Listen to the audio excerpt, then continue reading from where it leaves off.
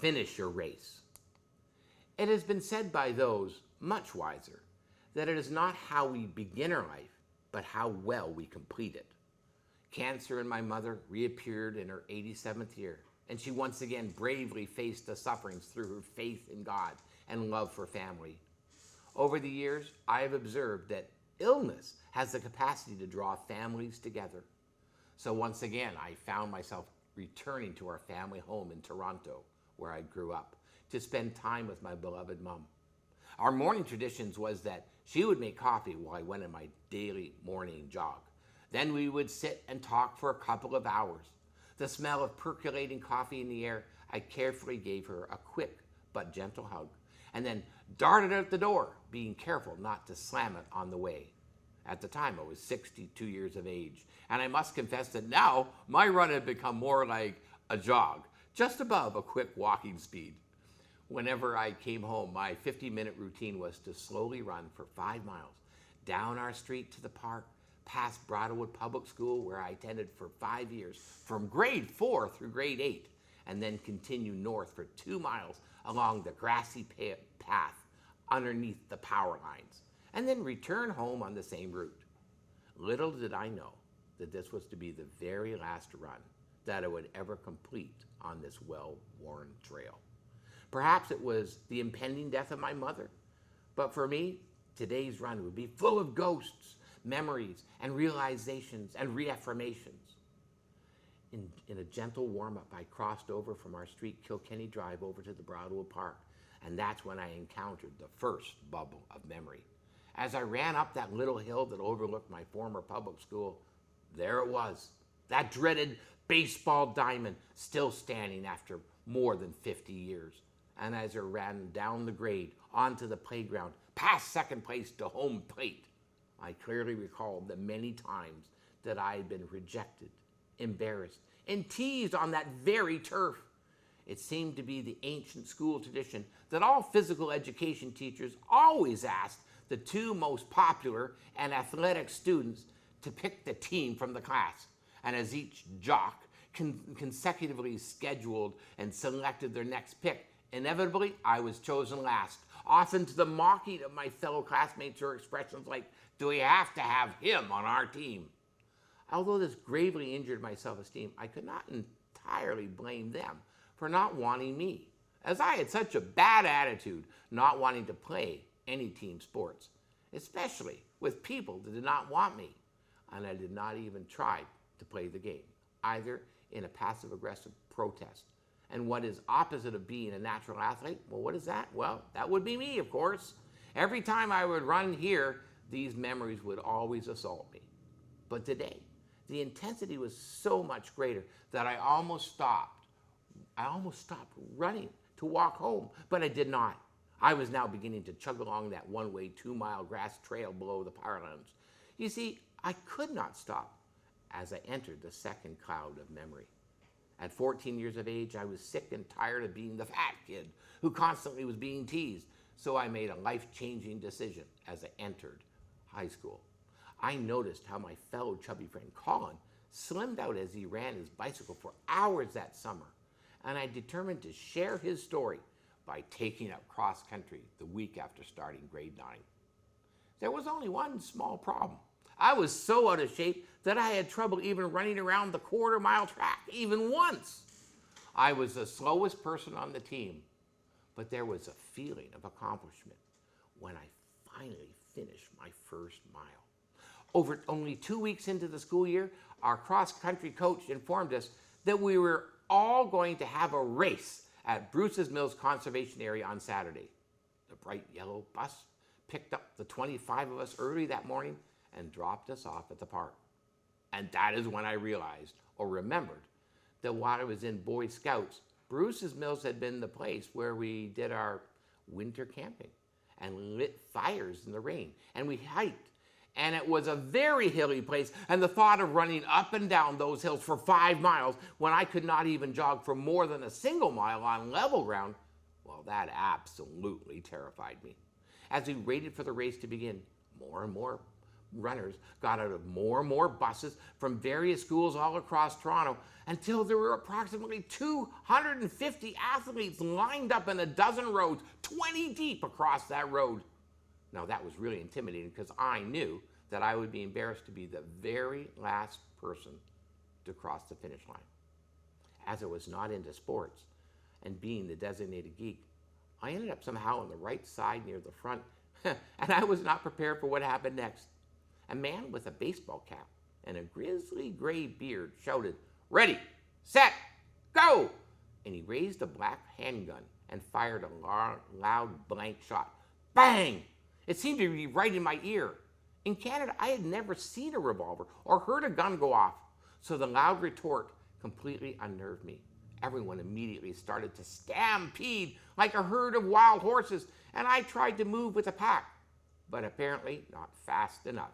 After only 10 steps along, someone behind me stepped on my ankle, and down I went into the gravel road. People were jumping over me, almost falling on me, and I was worried about being trampled by this mob merely 20 seconds into the race.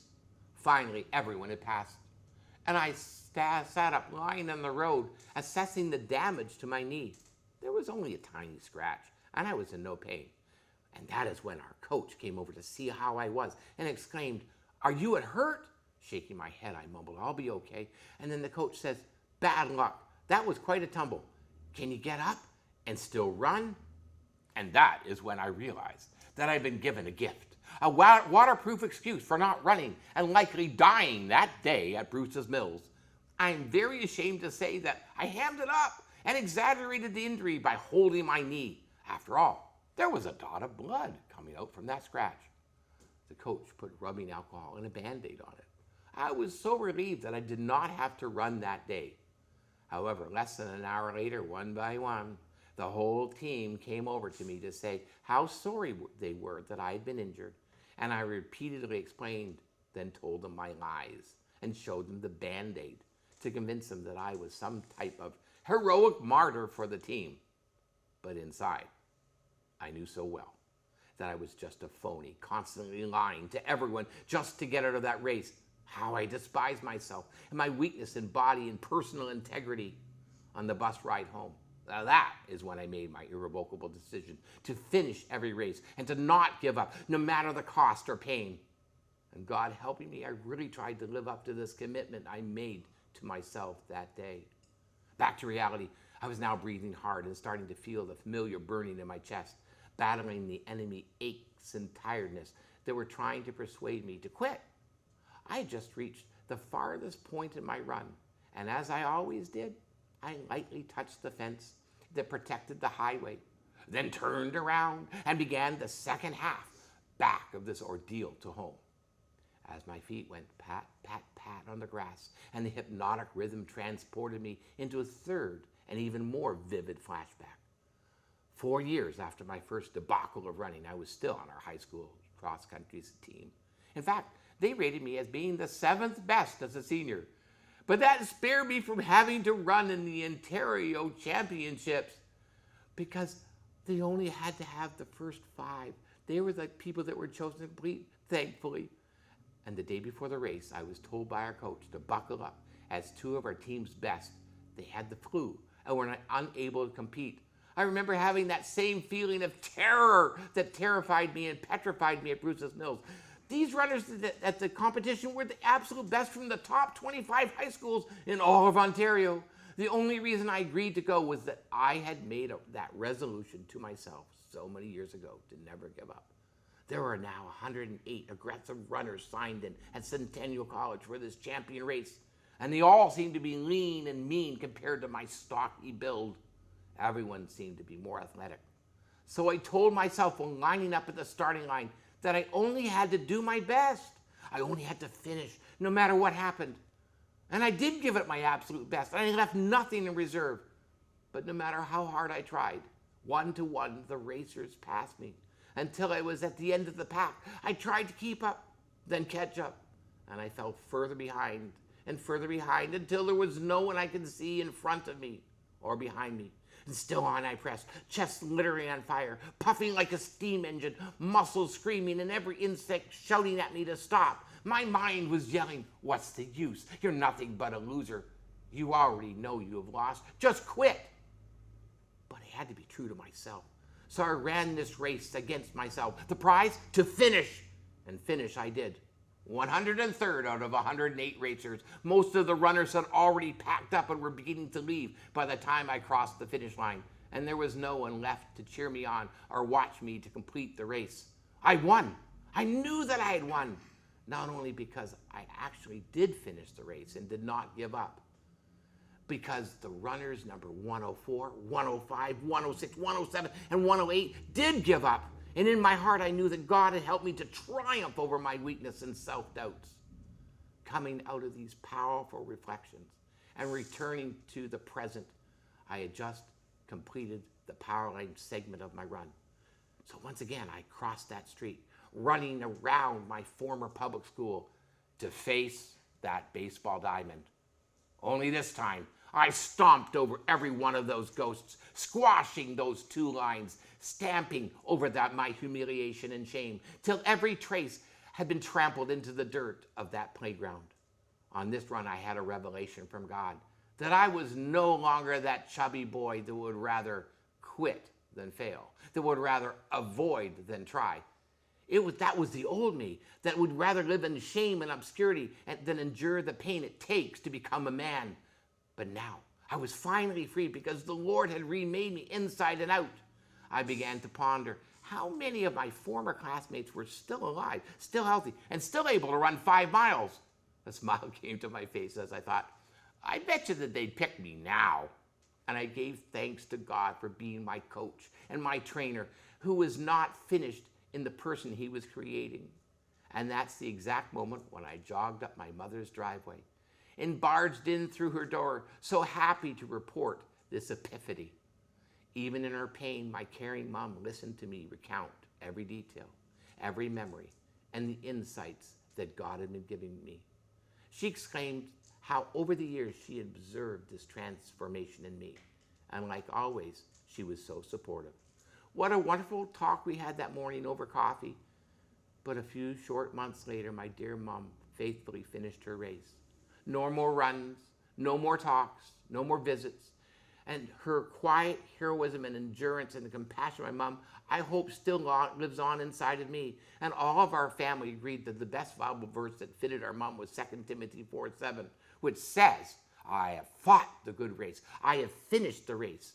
It has been said that engineers will often evaluate the capacity of an invention or a product by running it under load for a prolonged period of time. Is there any way that you really know what's inside the package until you open it? You can really only know what a person is like until you work with them, or live with them, or go to war with them, or see them in crisis.